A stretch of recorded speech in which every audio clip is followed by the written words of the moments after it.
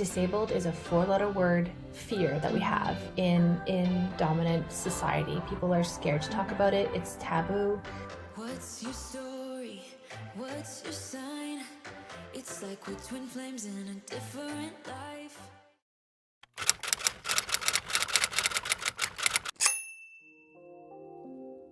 Hello, I am Alexis Hilliard. My pronouns are she, her, and I live in Edmonton, Alberta. I was born without my left hand and just like below the elbow before the hand. And so I call my arm my stump. And Stump Kitchen started because I had to do, I had to start cooking for myself. But like I wasn't really a cook before, and so I had to get into the kitchen, but I was nervous. I just started off with some easy ingredients and easy recipes, and without even really realizing it, I was using my stump as a tool. So like I was using it to juice lemons, to mash potatoes, to scoop batter out of a bowl for waffles, and my partner was just like, this is so great, like you need to film this. But then I did, and I put out one episode, and I guess the rest is history. Through the show and through cooking online and really putting my body out there, I just got to kind of see myself in a new light and really appreciate the body that I have, the body that I was given, and didn't really realize what kind of spaces it was creating for others to kind of see themselves. But it became this tool of celebration of disability in a way. I feel very lucky with my coming out experience because I went to a very, more inclusive high school in the 90s. I went to Victoria School. There were a lot of like art students, and one of my friends, like I met my first trans pal in high school, who was like openly trans and out. So I was like really immersed in this artistic, queer, beautiful culture at, in high school at a younger age. Like I came out when I was 15, and I think had I not had that environment, it would have taken me a little while to figure stuff out. But because I had that, I was able to flourish, and my friends were so supportive. So I was in this like protected bubble in a way in high school. My mom took a little while to kind of get around to it, I think, just because like you have a kid, right? And you think, all right, this is how my kid's life is going to be. She's going to grow up and have babies and get married. And then when you come out, you're like, oh, just like throwing a wrench. Just kidding. Yeah, which is hilarious because right now I have a awesome partner and a child, and I'm in the same gender relationship. So it's just like, anyway. So, but she did come around and then became an extremely amazing ally, supporter. And my dad was like my biggest fan from, day one. And he was like, whatever you need to feel comfortable in your own skin, I'm here for it. And he had, in his youth, like in his like early 20s, he was hanging out a lot in like the drag queen scene in Montreal and Toronto with one of my cousins. I had no idea. He told me all this after I came out. He's like, oh yeah, I've been to thousands of drag shows. And I was like, what? No big deal. Excuse me? Yeah. Anyway, so that part I think I was really lucky for. And then of course my little sister has just been like, she marched in pride parades before I was brave enough to. Like she would go on my behalf, and it was just like, she's been lovely. I think just like some of the negative experiences I've experienced were like one time in West Ed, I was walking with a partner and we were holding hands, and this guy, there's two guys together walking towards us, and one of them like kind of shouldered me, like bumped into me on purpose, and I didn't fall down, but I like got kind of like shocked, and he said this like the weirdest insult. He just said, "Dirt for life," and I was like, in hindsight, I'm like, what kind of an insult is that? Like, good try, buddy. Mean? Yeah, so it didn't hurt my soul, but it made me scared. And then, and then one time I was driving on the highway with a different partner, and I think I was just like leaning on her shoulder or something, like as she was driving, and I was just like leaning, and this huge truck full of dudes. Why is it always dudes? So we were at a red light and they could see us, and I was just like ignoring them, like whatever. And we were driving, I think, to Red Deer, home to Edmonton from Calgary. They chased us on the highway. Like they kept coming up beside us and yelling things out the window. and we couldn't, like, we just kept the windows up because we didn't want to hear them. We tried to slow down, and finally we turned into a store in Red Deer, and they left us alone, but it was terrifying. But other than those two experiences, yeah, I do feel lucky that I haven't experienced worse, because it is a hard place to be queer, and it's a wonderful place to be queer because there are, I think, extremely rich and resilient and powerful communities all over Alberta, not just the cities, but all over in different spaces that are doing such important work that yeah, I think that we don't talk about often. So love that you said that it's a hard place to be queer, but it's also a beautiful or wonderful place to be queer. For me, I've really wanted to find a balance in honoring people's experiences, positive or negative, but also uplifting stories like yours that show that, you know, Alberta can be a great place to live openly and freely and happily as a queer person. Yeah, absolutely. There's such innovative work, such resourceful people, such smart people, and through the generations too. Like it's so neat that we've got generationally, you know, people to look up to that are older than our generation. Well, I'm a little older than your generation, but like older than us.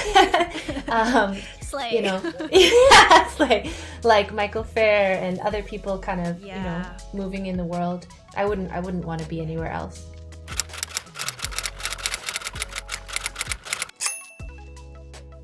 For my own experience, like I identify, I'm disabled, like I have a disability, I identify as a disabled queer woman, and a lot of things to consider around intersectionality when I think about, you know, how to make spaces, like not just for me, I mean like for the people that I interact with my life, and how do I help to teach and talk about those things for other people, you know, put that out there on my platforms, through my show. So many people that I've chatted with, whether it's, you know, queer identity as a POC or able-bodiedness and all these differences, once we start to really allow ourselves to take up that space for all of our identity and all of its facets, look at what happens afterwards, right? Like it's just kind of like this explosion of opportunity or fun or identity. It's so cool. Absolutely. Yeah, absolutely. And you just, we just become better by adding those experiences and stories of others to our own lives. What does a fully accessible kind of venue look like to you? Language is great, like talking about pronouns, having accessible washrooms, having an all gender washroom available, even floors. I like having tables that are low down. And when you were speaking about language, this comes up with like kind of a vulnerable thing that I want to ask you, because I think that a lot of people have good intention, but sometimes maybe they don't know the right language to use when talking to somebody from the disability community. And I have a friend who's disabled, and I've learned so much just from being her friend and learning what to say and what not to. Maybe could you, if you're all right with it, go over some language that is okay to use with a disabled person versus what's not? Absolutely. Yeah, that's a lovely question.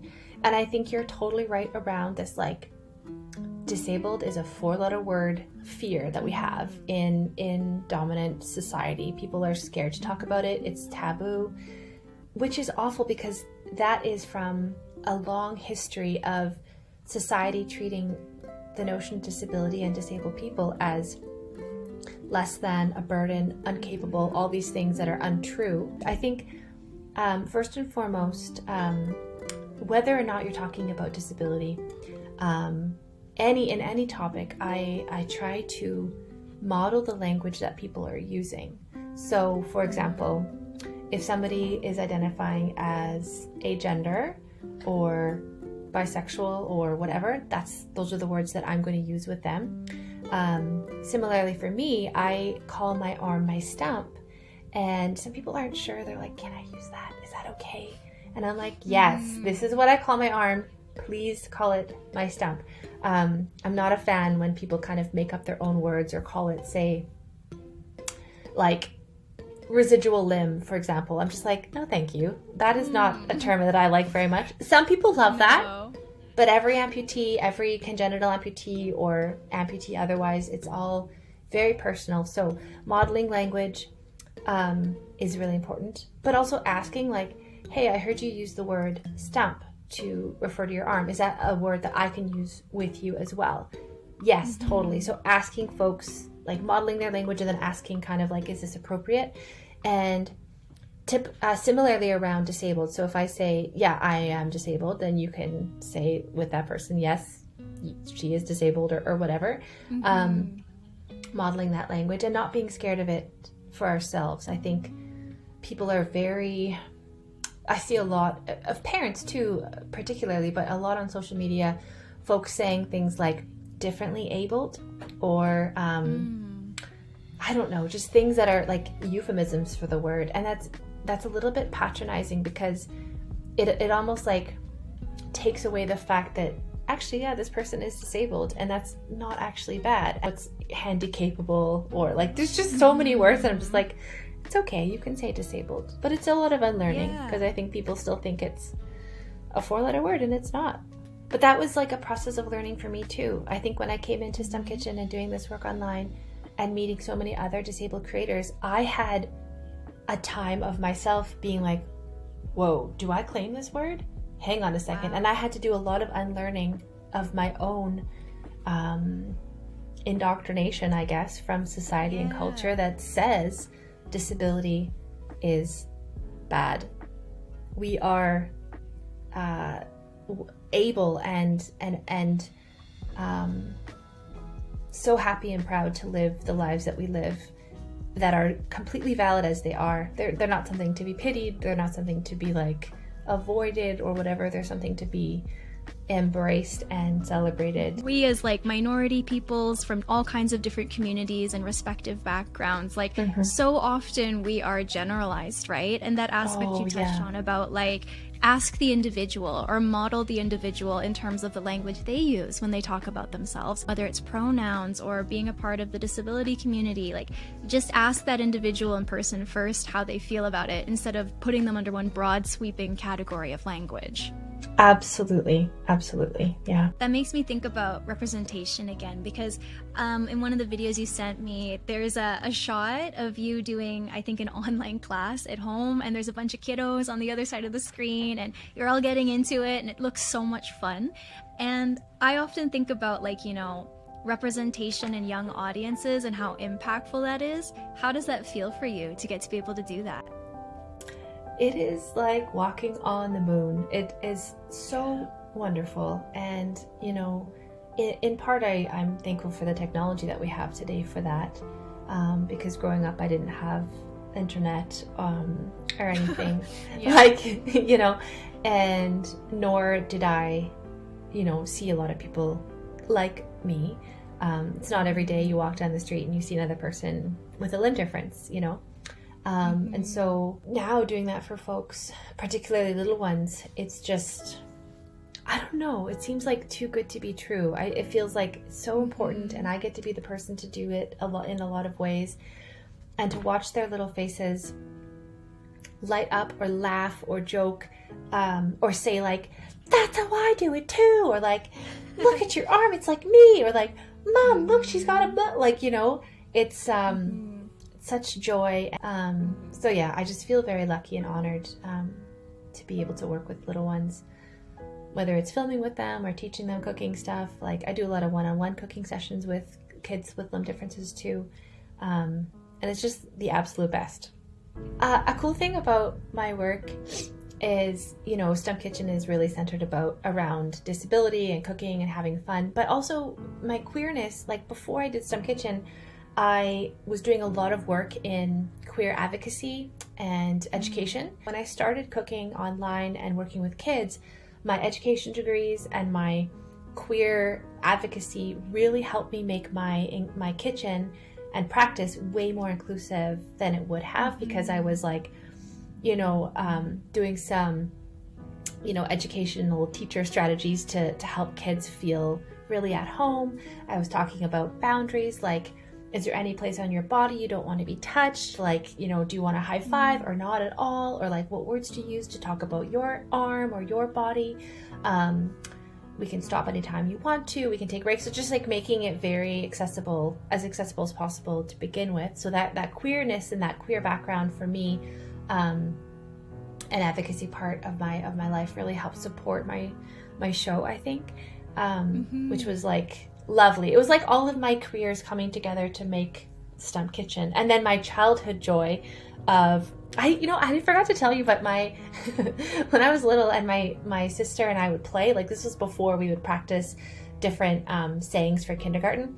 She was she really, really took to my arm. So when she was like 2 and a bit, she named my arm Bebe. Like she was trying to say baby hand, but she just said Bebe. And so then Bebe became this personality, like this little sweet little guy. And Bebe, and then Biggie was my right hand, my full hand. And Biggie was like the bad guy, and Bebe was like the good guy. And they would put on shows for her. No, there's a whole backstory. It's amazing. And like, I would put on shows for her. And Bebe would always save the day, and she would just like laugh. And it's like, and the ongoing joke is in our family is that my mom was like, I swear they have toys. They don't have to just play with their arms. But like, all we did was play with Bebe. And to this day, if she's stressed or tired or just like needs a little stress relief, she'll be like, can I squeeze Bebe? And she'll just like squeeze my Stump. Aww. So lovely. And so that childhood joy has come into my current life, because a lot of the kids that I work with and adults have personalities for their arms too. Like, it's that's so cool. So funny. And I think on that note, I'll say like Alberta in general has been very loving and responsive to my Stump as Bebe, and in general, like they're just so kind. They interact with Bebe online sometimes as Bebe, or just like they're so like, oh, your Stump is so cute. Like it's they really love me and my body, and I'm really happy and honored by that. So yeah. Well, I think I'm already a new fan, like from immediately when I watch those videos, and definitely from talking with you today. Thank you. Same. Same for you. I'm on YouTube, I'm on TikTok, I'm on Instagram, and just Stump Kitchen.